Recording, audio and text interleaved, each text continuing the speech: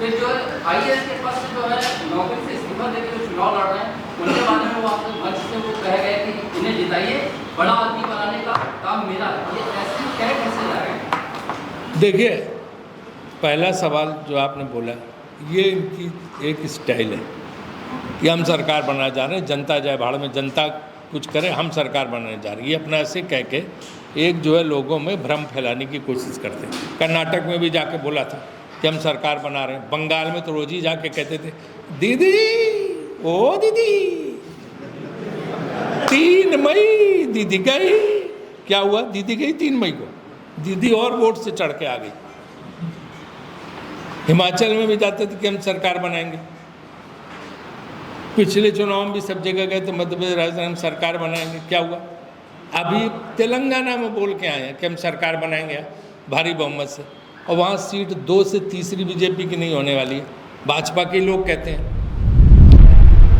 तो ये तो इनका स्टाइल है कि बस हम जीत गए, आपको आपकी कोई ज़रूरत नहीं, हमारी सरकार बनाएंगे। और सरकार बनती नहीं, उसके बाद सब दिल्ली में बैठ जाते हैं।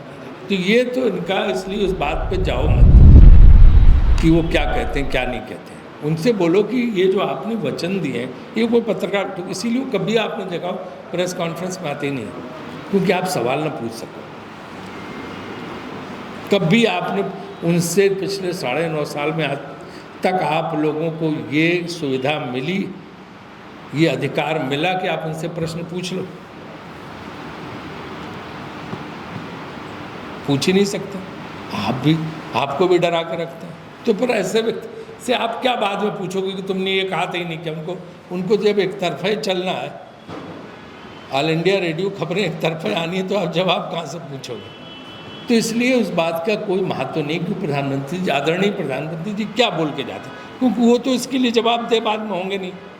उनके नाम पर उनका फ़ोटो छाप के वोट मांगा जाता, क्योंकि राज्य में किसी नेता के कद नहीं कि उसके नाम पे फ़ोटो मांगा जाए, तो हर राज्य में उनका फ़ोटो लगा दिया। राज्य के नेताओं को उन्होंने इतना डाउन कर दिया है कि किसी का इस लायक कद ही नहीं रखा है कि उसके नाम पे वोट मांगा जा सके, उसकी हैसियत ही नहीं रखी है कि उसके नाम पे वोट मांगा जा सके। तो इसलिए अपना फ़ोटो सब जगह लगवा देते हैं, और बाद में चूँकि हमें जवाब देना नहीं, राज्य सरकार जाने जो भी, तो इसलिए जो है उनका कोई मतलब नहीं होता। दूसरी चीज़, उन्होंने किसी चौधरी के लिए कहा बड़ा आदमी बनाएंगे, तब से आपने अच्छा सवाल किया। भाजपा के बाकी नेता जो यहाँ लाइन में बैठे हैं वो खलबली मची हुई है, सुबह से उन्हें नींद नहीं आ रही कि करें क्या भाई, ये कहाँ से जो है एक नया नाम आ गया। तो उनकी वो सब जगह ही जाके बोल देते हैं। इतने कैंडिडेट खड़े कर देंगे कि आपस में ही लड़ मरेंगे सब कैंडिडेट।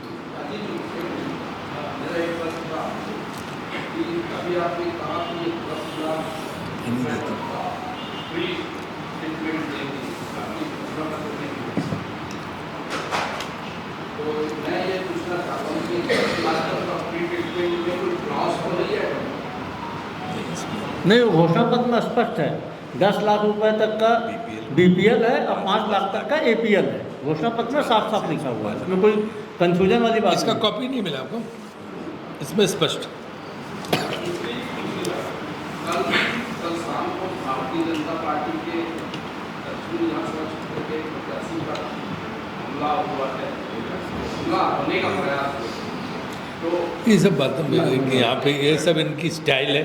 आप दूसरी जगह भी देना, वो मुझे पता है जो आप कहना चाह रहे हो। ये इनके लग रहा है कि चुनाव उनके हाथ से निकल गया, तो चुनाव को सांप्रदायिक करो, कम न करो, पुराना फार्मूला घिसा-पटा लाने के ये तमाशा करते हैं। ये सब ढोंग है, बनाया हुआ है, फेक है, ड्रामा है, इसलिए इस पर ध्यान ही न दो। और लोकल चीज़ों का आप लोकल लोगों से पूछे शहर का।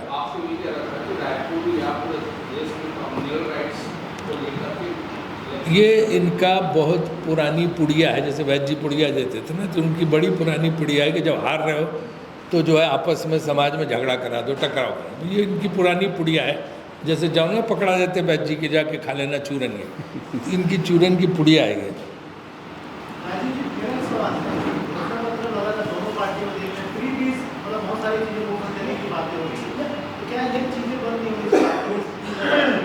देखो, अगर बंद करनी तो सब सिंसियरली बंद करें। गरीबों की मदद करना कोई ये नहीं होता, हम उसके पक्ष में नहीं। लेकिन दूसरा कोई दे तो फ्री बीज है, रेवड़ी बांट रहे हो। हम दें तो रेवड़ी नहीं है। हम जो करें वो सब सही, खाता ना भाई, जो हम करें वही सही। तुम अगर कुछ करते हो तो तुम गलत हो, हमारे खिलाफ जो पार्टी वो सब गलत है। हमारे वाले देश लूट लें, वीडियो पे मध्य प्रदेश के मंत्री के बेटे का खुलेआम आ रहा है सैकड़ों करोड़ का, वहाँ कोई नहीं जाता, न ईडी जाती न कुछ जाती, वो सब सही है।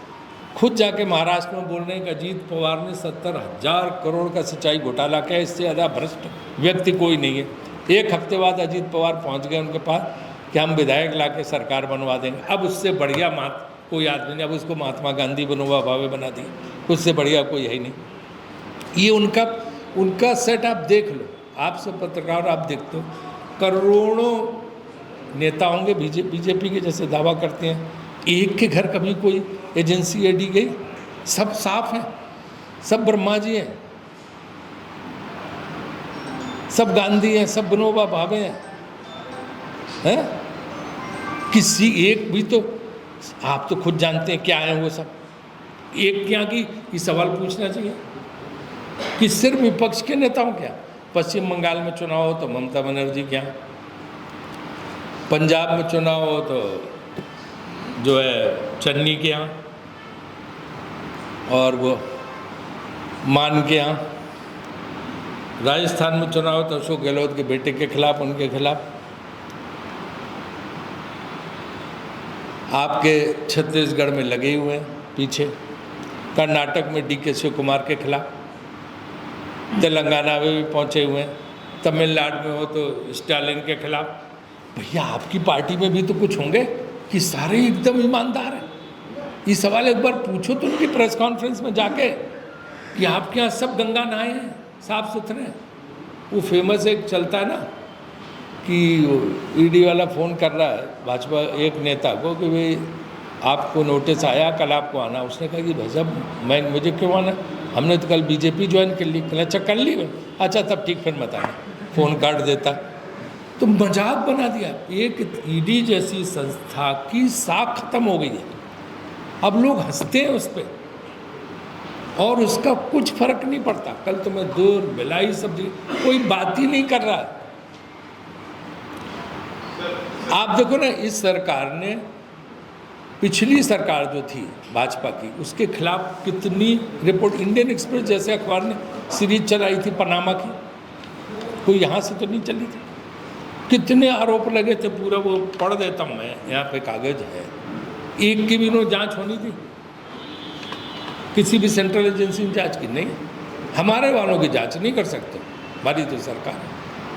जांच तुम्हारी होगी। पत्रकार कुछ लिख दें, पत्रकार को बंद कर देते उठा। यूपी में कितने पत्रकार बंद कर दिए उठा। आप लोग भी नहीं बचे हो, जान लो।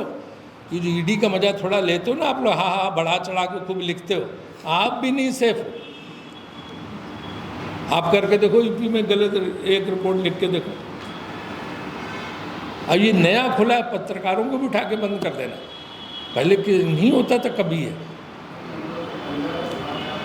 सर एक सवाल है, आप जो छत्तीसगढ़ से राज्यसभा सांसद हैं और इस चुनाव में भी आप 3 सांसदों का बाहरियों का मुद्दा वो कई सभाओं में कह रहे हैं कि आप 3 सांसद जो छत्तीसगढ़ से बाहर हैं। क्या आप इस प्रेस कॉन्फ्रेंस के माध्यम से बताना चाहेंगे? हाँ जरूर बताना चाहेंगे। छत्तीसगढ़ियों के लिए जो वो कहते हैं, वो सवाल उठाते हैं कि आपने छत्तीसगढ़ियों के लिए क्या किया है पिछले 2 साल में? नरेंद्र मोदी बनारस। देखिए, जिस सबसे ज़्यादा पार्लियामेंट में अगर छत्तीसगढ़ की किसी समस्या उठाई तो मैंने उठाई।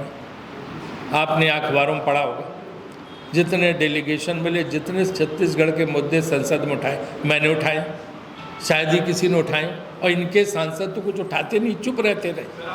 और जयशंकर जी विदेश मंत्री कहाँ से हैं? गुजरात से, गुजराती हैं। हरदीप पुरी कहाँ से हैं? ऊर्जा मंत्री उत्तर प्रदेश के हैं। मोदी जी, स्मृति ईरानी, मोदी जी, स्मृति ईरानी जी गुजरात से हो गई थी, वो कहाँ की है? दिल्ली के। तो अब मैं ये बोला कि ये भारत एक संविधान संशोधन हो गया था, उसके बाद पार्लियामेंट में सुप्रीम कोर्ट दोनों ने कर दिया था कि भारत में कहीं से भी वोटर हो, कहीं से भी राज्यसभा भी लड़ सकता। पहले ये था कि राज्य का होना चाहिए, तब भी बाहर के लोग लाके उनको वोटर बना। अब तो वोटर भी बनाने की जरूरत नहीं। सवाल ये है कि जो चीज़ मुखरता से जो व्यक्ति प्रदेश की समस्या उठा सके वो आना चाहिए, और मैंने लगातार उठाई है। मैं यही कह हर दिन का क्वेश्चन उठा लो, पार्लियामेंट का छत्तीसगढ़ पे सवाल होता ही है हमारा।